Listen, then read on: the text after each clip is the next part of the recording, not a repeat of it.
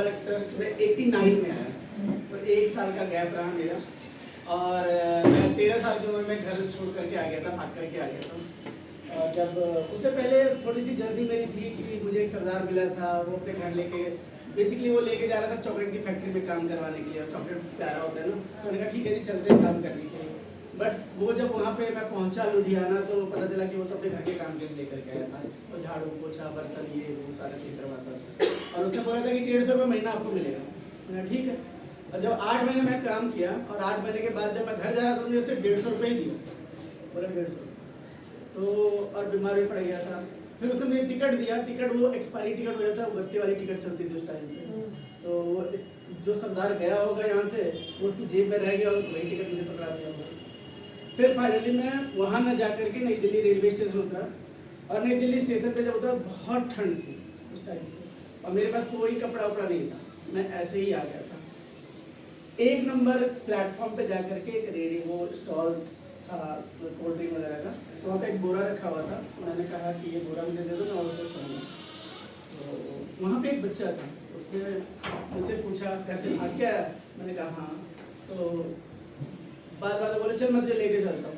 डर भी लग रहा था क्योंकि दादी दादा सब लोगों ने बोला था कि बेटा बाहर जाएगा, हाथ पैर काट के भीख मंगवाएंगे, ये सब सारी चीज़ें। बट हिम्मत बांध करके मैं गया तो जीआरपी थाने के ऊपर। तो थाने के ऊपर कई सारे बच्चे वहाँ पे सो रहे थे, तो रात में मुझे उसने कंबल दिया और वहीं पे सो गया। जब सुबह उठा तो सारे बच्चे नहा धो रहे थे, बाथरूम वगैरह सारा चेक किया। उतनी देर में वहाँ पे मनोज बाजपेयी, राजीव भैया, बीना दीदी, बेला दीदी, ये सारे लोग आए थे। और उस टाइम पे एक किलोमीटर थे KS दुबे, तो ये सभी लोग आए। वहाँ पे एक रूल बना हुआ था सलाम वालेट ट्रस्ट का कि पूरे सप्ताह में जब तक कंटिन्यू जो भी नया बच्चा है 1 सप्ताह कंटिन्यू आएगा, उसके बाद ही आपको खाना मिलेगा। भूख बहुत तेज लगी हुई थी, खाना मुझे मिला नहीं था। एक टोकन मिलता था, पर्ची मिलती थी, दुल्ली भाई का ढाबा जाते थे, वहाँ पे खाते थे। फिर कुछ बच्चों को देखा कि कुली का काम कर रहे थे रेलवे स्टेशन पे। मैं भी गया, ट्रेन के पास खड़ा था, एक अंकल उतरे, मैंने बोला सामान आपका बाहर छोड़ दूँ? कह रहे हाँ छोड़ दो। कितना लोगे? मैंने कहा आप जो दोगे मैं ले लूँगा।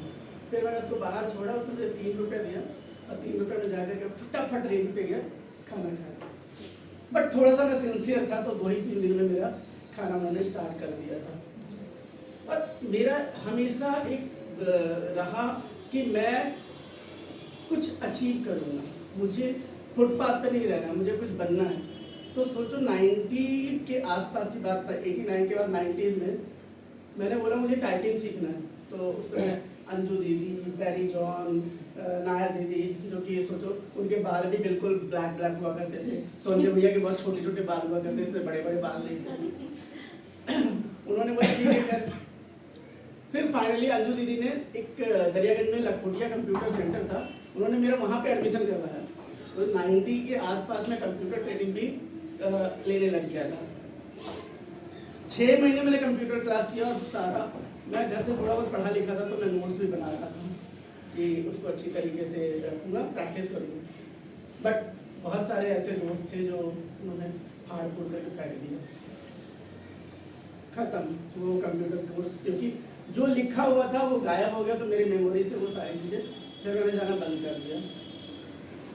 धीरे धीरे दिल्ली, मुंबई, इधर हरिद्वार करते करते 93 में पहला सेंटर होम स्टार्ट हुआ था, जो आप हेड ऑफिस के नाम से भी जानते हो। वहाँ पे सिर्फ जाते थे, बच्चे सोते थे, नहाते थे और बाहर जाते थे काम करने के लिए। तो सलाम वालेट ट्रस्ट का फाइनली ये है कि कोई एक्सपीरियंस नहीं था। जैसे जैसे बच्चों की नीड निकलते गई, वैसे वैसे सलाम वालेट ट्रस्ट ग्रोथ होता गया।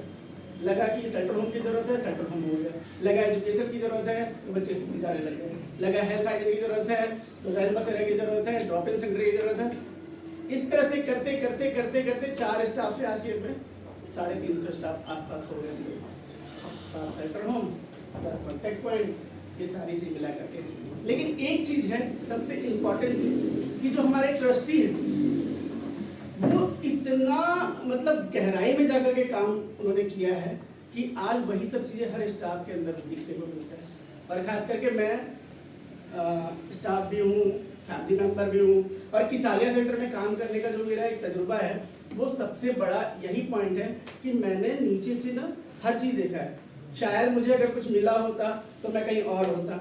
मुझे लग रहा था कि अगर मुझे एक्टिंग करना था, अगर मेरा बैकग्राउंड अच्छा होता तो शायद मैं फिल्म दुनिया में होता। तो ये कई सारी चीज़ें हैं।